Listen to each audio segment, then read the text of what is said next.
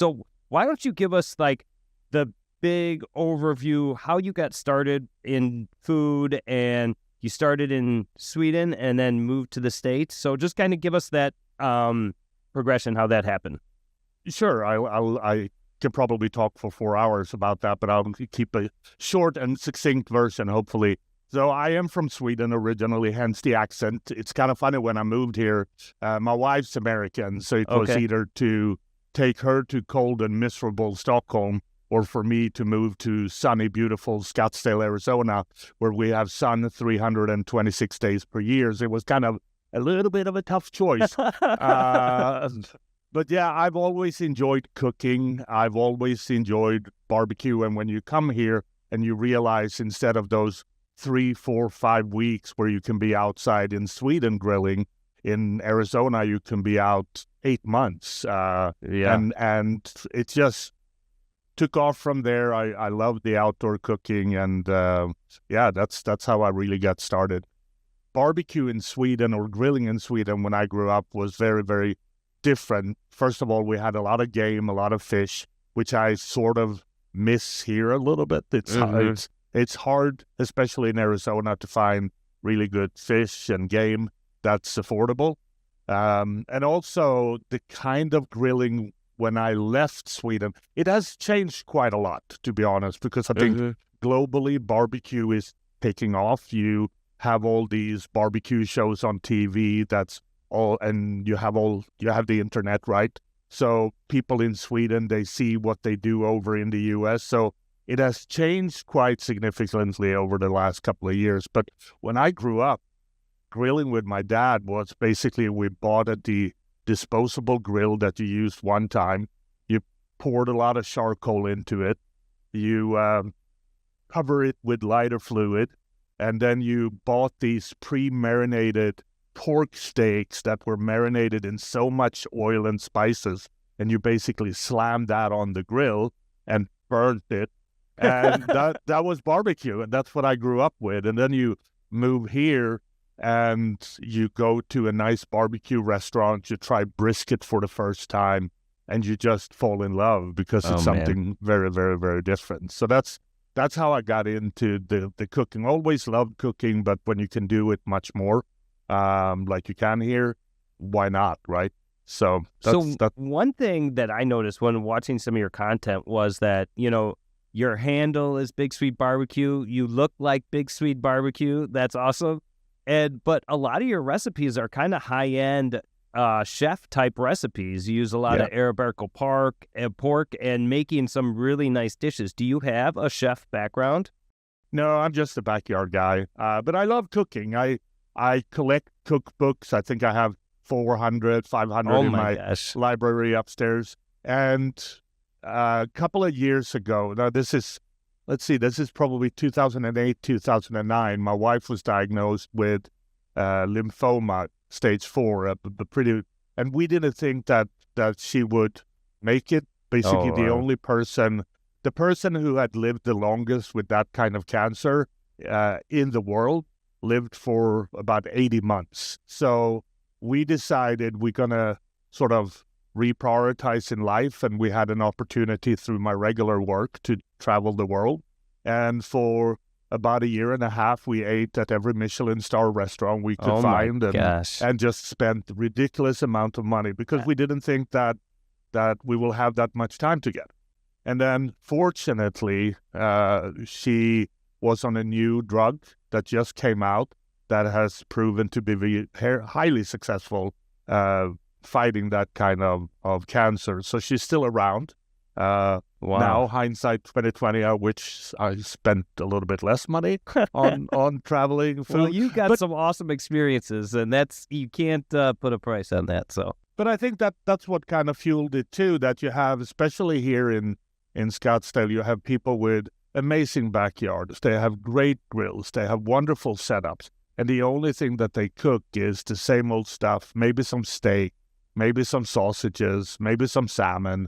And that's it, maybe some burgers. And I think that with good equipment, with good ingredients, with a few simple steps, you could cook some pretty amazing food in the backyard. And that's really the idea with Big Sweet Barbecue, was to help people cook better food and introduce them to maybe some new cool stuff that they haven't tried before, and show that it's pretty simple. And you don't have to be a chef, and you don't have to be have this culinary background if you get good stuff. Yeah, I totally agree. And that's a big part of what I'm trying to do with Duce's Wild, is really educate people that you can do this. It's not rocket science, especially if you start with, and this is something that I'm really passionate about, is starting with the best ingredients and then just knowing, and you have to have the right equipment too. It's really hard to do it on the disposable grill. I'll tell people that, but if you have the right equipment and really good ingredients, I mean, then you're really just trying not to mess it up, I think there's a lot that can be said about, educating people and giving them the confidence to go out and try to cook barbecue like they see on, TikTok or Instagram or any of the channels, Yeah. No, you mentioned Iberico pork, which I've been working. I'm so happy that it's like, I see a trend now in the U.S. that a couple of years ago, we were all about tri-tip, and then picanhas became super popular, and everybody cooked picanha. And I think the Iberico pork might be one of those things that comes next, because it's amazing. It has so much intramuscular fat. So it doesn't really matter what temperature you cook it to. You can cook it to 130, which is what I like, which freaks people out because it's medium rare pork, but it's phenomenal pork. So, but if you overcook it and you cook it to 160, it's still going to be amazing, because it has so much intramuscular fat. So it has a bigger forgiveness than if you buy sort of regular pork. You have to be a little bit more skilled not to dry it out. So sometimes I think the ingredients matter, like what you said. Of course, the cooker, that you cook on, that it's clean, that you know how to use it, matters. And then simple ingredients, just like, how do you season it properly, and what are some of the side things that you can throw in to elevate it? Talk about your transition from Sweden to American-style barbecue. How did you get into American barbecue and become a master judge and start developing your own rubs? Tell that story. Yeah, so it actually started when my wife took me to Famous Dave's, like here. That's awesome. And you could get, like, I don't know if they still have it, but you can get like the trash can lid, right? That's just filled with barbecue. Yep, I've seen that before. And I had that, and I was like, oh, this is so good.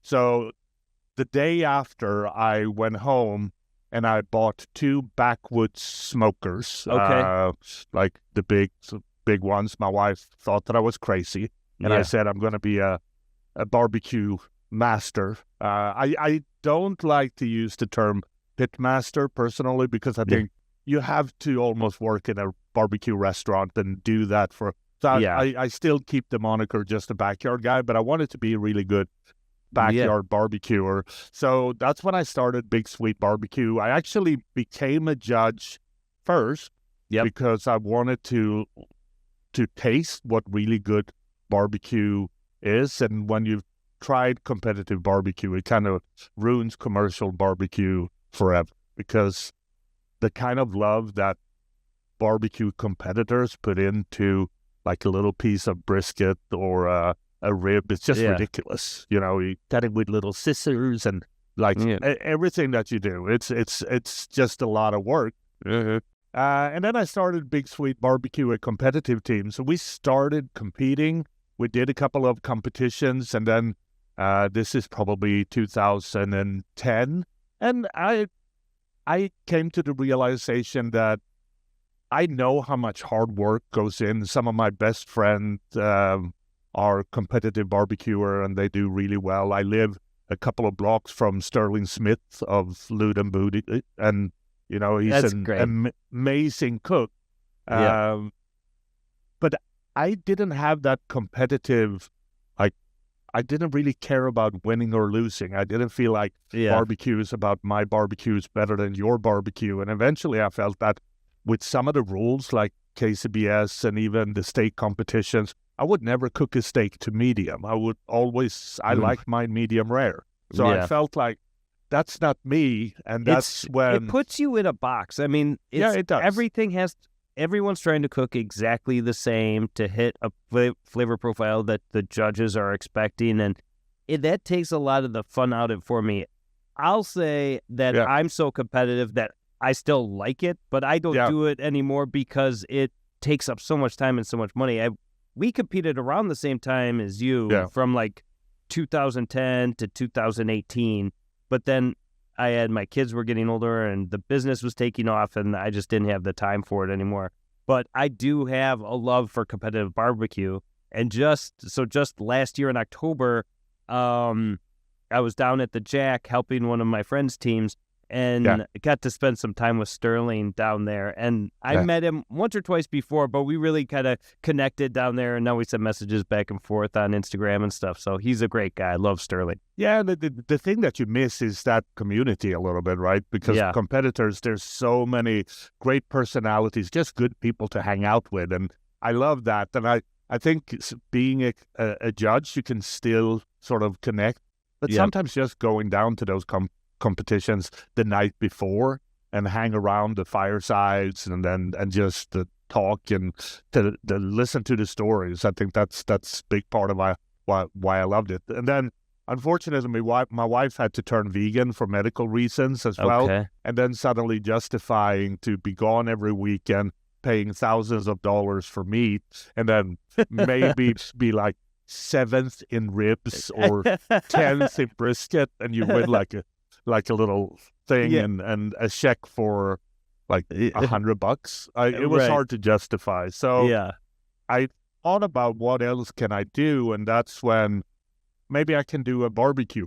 That was really the barbecue thing is still sort of a side hustle. I have a regular job where I have a corporate training company and we run big leadership programs for companies like Microsoft and GE and so the whole idea was maybe I can do a rub and I can give it to my corporate clients, and that will be kind of cool.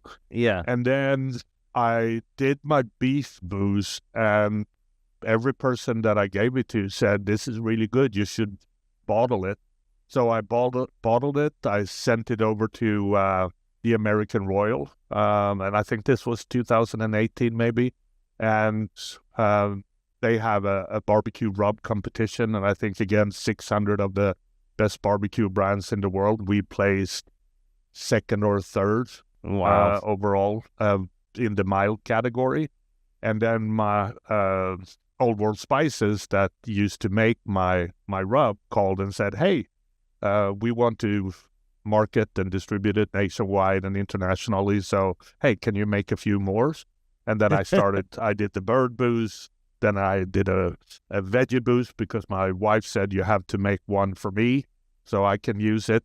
And that's how it started basically. And you almost really have to pinch yourself that this guy who came here from Sweden and tried Famous Dave's trash can lid barbecue, and suddenly you have barbecue rubs, and it's just very, very cool. Yeah, and I feel very honored and humbled about that.